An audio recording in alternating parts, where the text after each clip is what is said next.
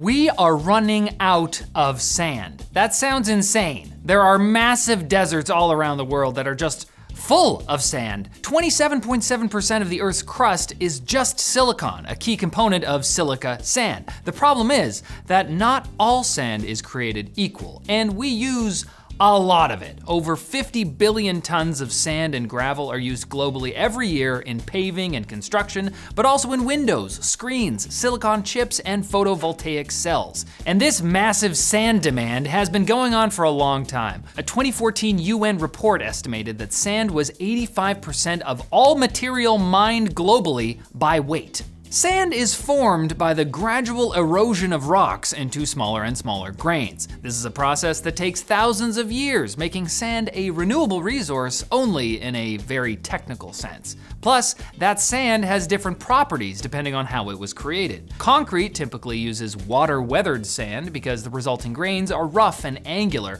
which allows them to lock together. Wind-weathered desert sand, on the other hand, tends to be too round and smooth. Therefore, Dubai, despite being built on a desert, imports hundreds of millions of dollars of sand each year to support its rapid growth. As for the screen in front of you and the silicon chips inside your device, that's a slightly different story. Glass needs to be made from near pure silica sand, sand that is at least 95% silicon dioxide, or your window is going to look just awful. It also needs to be extremely fine, with grains between 0.075 millimeters and 1.18 millimeters, and it also has to be the right color. For more sophisticated industrial purposes, silica is extracted from rock quartz and quartz-rich sand, then purified into 98% pure metallurgical grade silicon. Silicon for semiconductors needs to have a purity of 11 nines. That's 99%, a decimal, and 9 more nines. The advantage of this process is that the geometry of the sand doesn't actually matter all that much, so desert sand can be used.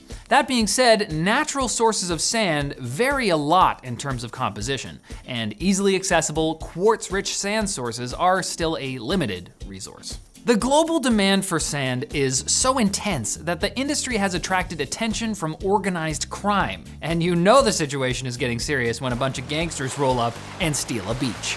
Sure, it sounds funny, but illicit sand mining can cause serious problems. Not only can intensive dredging of sand from rivers and the ocean floor damage local ecosystems, but irresponsible sand mining can erode supports from nearby structures and has resulted in multiple fatal bridge collapses. There are a few ways we can manage the ongoing sand shortage, and we'll tell you about them right after we thank the sponsor of this video, Delete Me. Your personal information is being easily shared online without your consent, and Delete Me has a strong moral intuition that that's wrong. They'll help you find hundreds of online profiles sharing your personal info, which can be used by scammers to bombard you with annoying robocalls and scam emails. Delete Me's software and team of experts can remove this information in just minutes, compared to the hours it would take to do manually. On average, Delete Me removes over 2,000 pieces of data for a customer in their first 2 years. So if you want to get your personal info removed from search results on the web, go to joindeleteme.com/techquickie and use code TechQuickie for 20% off. Now, we could massively scale down our use of sand, but we'd all still like to have buildings to live in, roads to travel on, and TVs to watch. And so, the spice must flow.